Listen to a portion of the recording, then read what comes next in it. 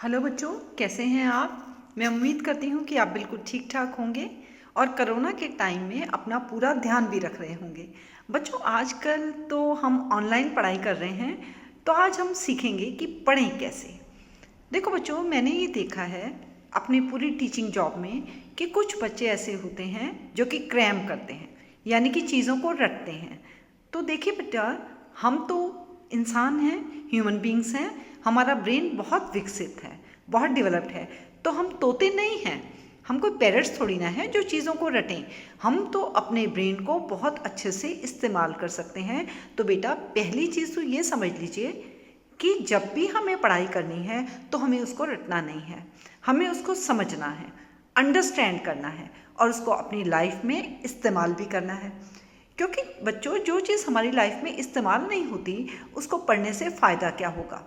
हर वो चीज़ जो हमारी लाइफ में इस्तेमाल होती है उसको पढ़ने से बहुत मज़ा आता है और वो हमें इंटरेस्टिंग भी लगती है। देखो बेटा, जब आप पढ़ते हैं तो एक सब्जेक्ट को सब्जेक्ट की तरह ना पढ़ें, बल्कि सभी सब्जेक्ट्स को आपस में कोरिलेट करें और उनको लाइफ से कोरिलेट करें, लाइफ से जोड़ें, लाइफ में उस ज्ञान को, उस नॉलेज को अप्लाई करें। देखो बेटा, एक माला होती है ना, उसके अलग अलग मनकों को अगर हम देखें तो वो उतने सुंदर नहीं लगते, लेकिन अगर हम मनकों को जोड़कर माला बना दें तो माला कितनी सुंदर लगती है। तो इसी तरीके से जब हम डिफरेंट सब्जेक्ट्स को जोड़ लेते हैं और उसको लाइफ से जोड़ देते हैं तो वो बहुत ही सुंदर हो जाता है, वो इतना इंटरेस्टिंग हो जाता है कि हम पूरा उसमें इन्वॉल्व हो जाते हैं, हमारा फोकस हो जाता है, कंसंट्रेटेड हो जाते हैं हम, और हमारी नॉलेज जो होती है, हमारा ज्ञान पूरी तरह फ्लरिश होने लगता है। देखो बच्चे, आपका जो ब्रेन है वो एक उपजाऊ भूमि की तरह है, एक फर्टाइल लैंड है। उसके अंदर अगर आप बीज बोएंगे तो नेचुरल सी बात है फसल बहुत अच्छे होने वाली है ही, लेकिन बीज की क्वालिटी भी अच्छी होनी चाहिए। और बच्चों का ब्रेन बड़ों के कंपैरिजन में ज़्यादा उपजाऊ, ज़्यादा फर्टाइल होता है, क्योंकि बच्चों आपका तो फ्रेश ब्रेन है ना। अब आप कहेंगे कि हम डिफरेंट सब्जेक्ट्स को कैसे कोरिलेट करें। देखो बच्चों, हम बहुत ही मज़े की बात करते हैं। जैसे मैथमेटिक्स में हम करते हैं 2 + 2 = 4, यानी कि 2 + 2 का आंसर 4 होता है। यानी कि जैसा हमने जोड़ा वैसा ही आंसर आ गया, अगर हमने प्लस किया तो आंसर प्लस में आ गया। अगर हम इसको हिंदी में ऐसे पढ़ते हैं कि जैसा बोओगे वैसा काटोगे, यानी कि जैसा हमने किया वैसे ही हमें रिजल्ट्स आ गए।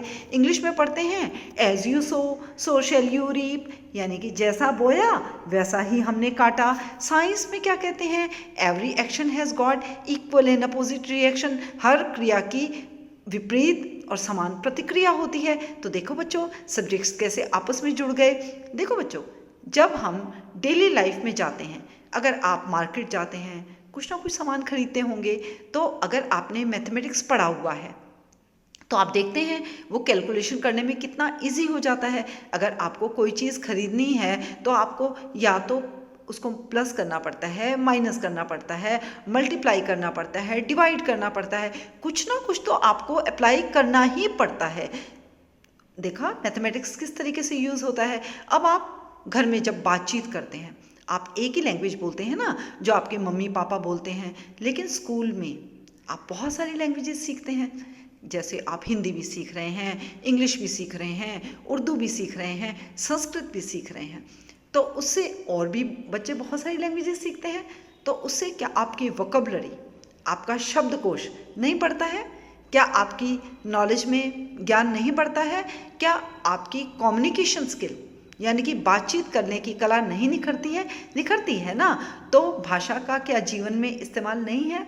इसी तरीके से जब बच्चे चाय बनाते हैं, अगर स्कूल में उन्होंने पढ़ा है कि धातुएं जो होती हैं वो ऊष्मा की सुचालक होती हैं, या मेटल्स जो होते हैं वो हीट के कंडक्टर्स होते हैं, तो उनको पता होता है। वैसे तो ये जनरल लाइफ में सबको पता है, लेकिन वो इसको कोरिलेट कर पाते हैं कि ये जो केटल है ना चाय बनाने वाली, इसका जो हैंडल है ये लकड़ी का क्यों बना हुआ है। वो इसलिए बना हुआ है क्योंकि लकड़ी जो होती है वो ऊष्मा की कंडक्टर नहीं होती, ऊष्मा की चालक नहीं होती, तो हमारा हाथ नहीं जलेगा। या फिर हत्था नहीं होता तो हम उस चीज़ को क्या करते हैं, हम उस चीज़ को, उस केटल को कपड़े से पकड़ लेते हैं।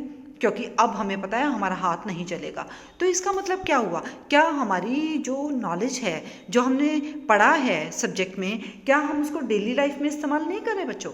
कर रहे हैं। हम जब जाते हैं पार्क में या गर्मियों में, हम क्या करते हैं, लकड़ी के बेंच पर बैठना प्रेफर करते हैं। लोहे के बेंच पे हम बिल्कुल नहीं बैठते, क्योंकि हमें पता होता है, हमने अगर स्कूल में पढ़ा है कि जो लकड़ी होती है वो ऊष्मा की चालक नहीं होती, और लोहा जो होता है वो धातु है, वो तो ऊष्मा का चालक होता है। तो हम लोहे के बेंच पे नहीं बैठेंगे क्योंकि वो गर्म हो जाएगा। तो देखिए बेटा, हमने जब नॉलेज को अपनी लाइफ से जोड़ा, उसको कोरिलेट किया, तो हमें कितना मज़ा आया, हमें कितना इंटरेस्टिंग लगा। और देखिए, और कितनी अच्छी बात है, क्या हमारा जो बॉडी है वो अपने आप में एक लेबॉर्ट्री नहीं है? क्या वो चलती फिरती प्रयोगशाला नहीं है? देखिए बेटा, हमारी बॉडी में अपने आप सब कुछ हो रहा है, खाना अपने आप पच रहा है, हम सांस ले रहे हैं, ऑक्सीजन लेते हैं, कार्बन डाइऑक्साइड छोड़ते हैं। तो क्या ये लेबॉर्ट्री नहीं है? पौधे क्या लेबॉर्ट्री नहीं है? जो कार्बन डाइऑक्साइड हमने छोड़ी, पौधों ने वो ले ली और बदले में ऑक्सीजन छोड़ दी। तो नेचर में हर चीज़ एक लेबॉर्ट्री है। आप स्कूल में, क्लास में जो पढ़ के जाते हैं, आप उसको अपनी बॉडी से कनेक्ट करके देखिए, अपने शरीर से कनेक्ट करके देखिए, अपनी लाइफ से जोड़ कर देखिए, अपनी प्रकृति से कनेक्ट करके देखिए। प्रकृति में जितनी भी चीज़ें हैं, तो आपको बहुत मज़ा आने वाला है, आपकी पढ़ाई बहुत इंटरेस्टिंग होने वाली है। तो उस कंडीशन में क्या आप रटेंगे? क्या आप याद करेंगे चीज़ों को? बिल्कुल नहीं करेंगे। आप चीज़ों को अंडरस्टैंड करेंगे और इन चीज़ों को आप एंजॉय करेंगे और एंजॉय करके पढ़ेंगे। जो बच्चे चीज़ों को अंडरस्टैंड करते हैं और उनको लॉजिकली अप्लाई करना जानते हैं, लाइफ में सिर्फ सक्सेस उन्हीं बच्चों को मिलती है। जो क्रैम करते हैं वो क्या करते हैं, रट लेते हैं, एग्ज़ाम आएगा लिख भी देंगे, पूरी वॉमिट कर देंगे उसकी जो उन्होंने याद किया हुआ है। उसके बाद उस नॉलेज का कोई इस्तेमाल नहीं होता, क्योंकि वो नॉलेज है ही नहीं, वो सिर्फ एक प्रकार का डेटा है जो आपके ब्रेन में इकट्ठा हो गया है। अब डेटा को आपने वॉमिट कर दिया, उसके बाद डेटा खत्म। अब क्या करें उसका? तो ऐसे अगर आपको बच्चों लाइफ में रियली प्रोग्रेस करनी है, अगर आपको सक्सेसफुल होना है, कुछ बनना है, तो अपनी नॉलेज को लाइफ में अप्लाई करिए। अपनी जो नॉलेज है ना, जो सब्जेक्ट है, उसको एंजॉय करिए, उसको एक बर्डन ना बनाइए। अगर आप एंजॉय करेंगे तो नेचुरल सी बात है आप इंटरेस्टेड हो जाएंगे तो फोकस्ड हो जाएंगे तो इंक्लूसिव हो जाएंगे। और फिर हमें आपको ये नहीं कहना पड़ेगा कि भाई बच्चों डिसिप्लिन में रहो। जब आप किसी चीज़ में इंटरेस्ट लेते हैं, आपका पूरा ध्यान उस चीज़ में होता है, तो डिसिप्लिन तो अपने आप मेंटेन हो जाता है।